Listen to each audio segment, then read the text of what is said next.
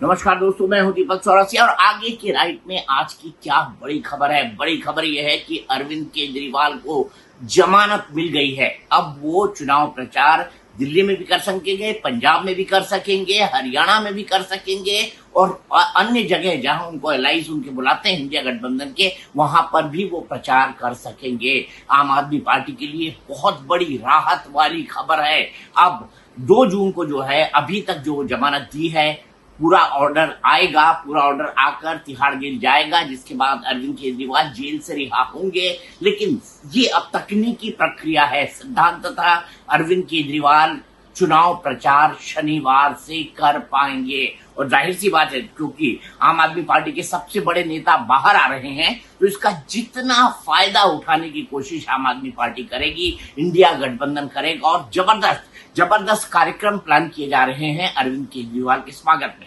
आज supreme court ने उन्हें अंतरिम जमानत देते हुए क्या कहा? सबसे पहले ये अंतरिम जमानत 1 तारीख तक दी जा रही है, 1 जून तक इसलिए क्योंकि 1 जून में को आखिरी दौर के चुनाव है और 2 जून को केजरीवाल को वापस जाकर तिहाड़ जेल चले जाना होगा, जेल में सरेंडर कर देना होगा। हालांकि केजरीवाल के वकील चाहते थे कि ये जमानत जो है 5 जून तक दी जाए, ताकि 4 जून को जो आने वाले नतीजे हैं वो अरविंद केजरीवाल देख सके। लेकिन ये अनुमति देने या यहां तक कि बेल देने से सुप्रीम कोर्ट ने इनकार कर दिया और सुप्रीम कोर्ट ने यह भी कहा है कि इस दौरान वो चुनाव प्रचार कर सकेंगे, उन्हें प्रचार करने पर किसी भी तरह की कोई रोक नहीं होगी, लेकिन वो इस केस के बारे में नहीं बोल पाएंगे।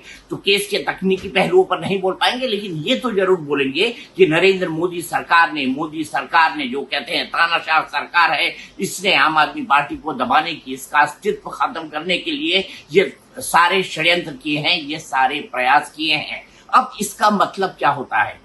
ईडी ने इस मामले को ये कहकर अप्रोच किया था कि ऐसे तो कोई भी आदमी आएगा और वो ये कहेगा कि मेरे ये अधिकारों का हनन हो रहा है, राइट टू ईट का हनन हो रहा है या मेरे मौलिक अधिकारों का हनन हो रहा है, इसलिए प्लीज मुझे भी जमानत दे दी जाए। कई सारे विचाराधीन कैदी ऐसा कह सकते हैं। ईडी ने यह तर्क दिया था। उनका कहना था कोई किसान अगर काम करता है, अपने खेत में वो बुआई करता है और उसको जेल की सजा हो जाती है, तो उसको वो ये कह सकता है कि देखिए मुझे अपने खेत में काम करना है, ये मेरा मौलिक अधिकार है, राइट टू वर्क, इसलिए आप मुझे जो है बेल दीजिए ताकि मैं अपने खेत में काम कर सकूं। ईडी ने यह भी कहा था कि इससे गलत परंपरा शुरू हो जाएगी, लेकिन सुप्रीम कोर्ट ने इस पूरे मामले को सुनते हुए साफ साफ कहा था कि चुनाव 5 साल में एक बार आते हैं और ये परिस्थिति असाधारण परिस्थिति है। हम ऐसे में अंतरिम बेल देने के बारे में सोच सकते हैं। तो आज से लेकर 1 तारीख तक उन्हें अंतरिम बेल मिल गई है। अब तकनीकी प्रक्रिया है उसको पूरा करने के बाद अरविंद केजरीवाल जेल से बाहर होंगे। अब यहाँ पर जो लीगल फैटर्निटी है उसके अंदर क्या बहस चल रही है, ये भी मैं आपको समझाने की कोशिश करता हूं।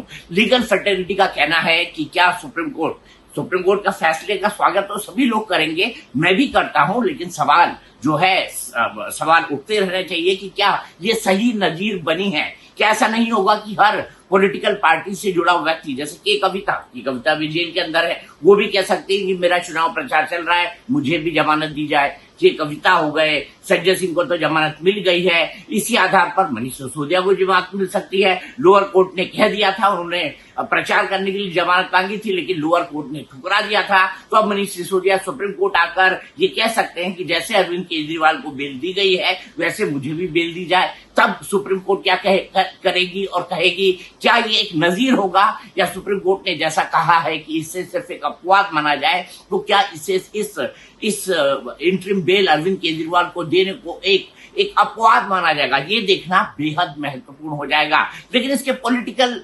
रेमिफिकेशंस क्या है वो मैं आपको समझाता हूं।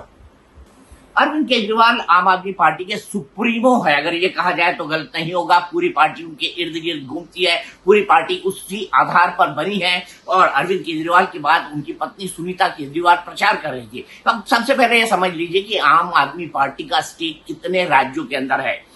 4 सीटें वो दिल्ली में लड़ रहे हैं, 3 सीट कांग्रेस लड़ रही है, 7 सीटें दिल्ली के अंदर हैं। इसके अलावा 13 सीटें जो है वो है पंजाब की, जिसपे 1 जून को चुनाव होना है। हरियाणा में भी चुनाव होना बाकी है, जहां पर आम आदमी पार्टी 1 सीट लड़ रही है गठबंधन में। इसके साथ ही साथ गुजरात में वो 2 सीटें लड़ रही है। तो ये कुल जमा सीटें हैं। आम आदमी पार्टी का स्टेक इन्हीं सीटों पे है। पंजाब और दिल्ली उनके लिए 2 महत्वपूर्ण राज्य हैं और 1 सीट हरियाणा में और 2 सीट गुजरात में। गुजरात की सीटों के चुनाव खत्म हो चुके हैं। हरियाणा का बचा हुआ है, पंजाब का बचा हुआ है और दिल्ली का बचा हुआ है। ऐसे में अरविंद केजरीवाल इन तमाम जगहों पर जाएंगे चुनाव प्रचार के लिए। हरियाणा में भी करेंगे, पंजाब में भी वो प्रचार करेंगे, क्योंकि पार्टी के सबसे मजबूत स्टार कैंपेनर अरविंद केजरीवाल ही है, और दिल्ली में भी करेंगे। मेरे ख्याल से अरविंद केजरीवाल के आसपास इंडिया अलायंस कोई ना कोई गठबंधन की रैली करने की सोचेगा। और अब जो कानूनी विशेषज्ञ हैं हेमंत सोरेन के, वो भी मुख्यमंत्री थे, पद से इस्तीफा देना पड़ा, जेल चले गए, ठीक इसी तरह का करप्शन का मामला था। अब हेमंत सोरेन भी जा सकते हैं, कि कविता भी जा सकती है सुप्रीम कोर्ट। जिस आधार पर अरविंद केजरीवाल को बेल दी गई है, उस आधार पर उन्हें भी बेल दिया जाए। तो मेरे ख्याल से इंडिया अलायंस चाहेगा, या अरविंद केजरीवाल ये कोशिश करेंगे कि इंडिया अलायंस के आसपास एक मजबूत, हालांकि मानता हूं मैं 3 चरणों के चुनाव हो चुके हैं, चौथा बस होने ही वाला है 2-3 दिन के बाद। ऐसे में अरविंद केजरीवाल एक बड़ी रैली करते हैं और इंडिया गठबंधन के सब लोगों को एक साथ मिला पाते हैं। क्या ऐसा हो पाएगा, ये देखना भी बेहद महत्वपूर्ण होगा, क्योंकि उत्तर प्रदेश में अभी बड़ी संख्या में सीटों पर चुनाव बचे हुए हैं, बिहार में बचे हुए हैं, ममता बनर्जी के यहाँ वेस्ट बंगाल में बचे हुए हैं, 7 फेजेज में यहाँ पर चुनाव होने हैं। और आज जैसे ही अरविंद केजरीवाल की रिहाई हुई, शिवसेना उद्धव गुट के आदित्य ठाकरे ने इसका स्वागत किया, ममता बनर्जी ने तुरंत खुशी जताई। ये साबित करता है कि अरविंद केजरीवाल को इंडिया गठबंधन के लोग भी पसंद करते हैं। हालांकि आम आदमी पार्टी में अरविंद केजरीवाल की रिहाई पर जब तक मैं देखा तब तक कोई प्रतिक्रिया, बड़े नेताओं की प्रतिक्रिया कांग्रेस की तरफ से नहीं आई है।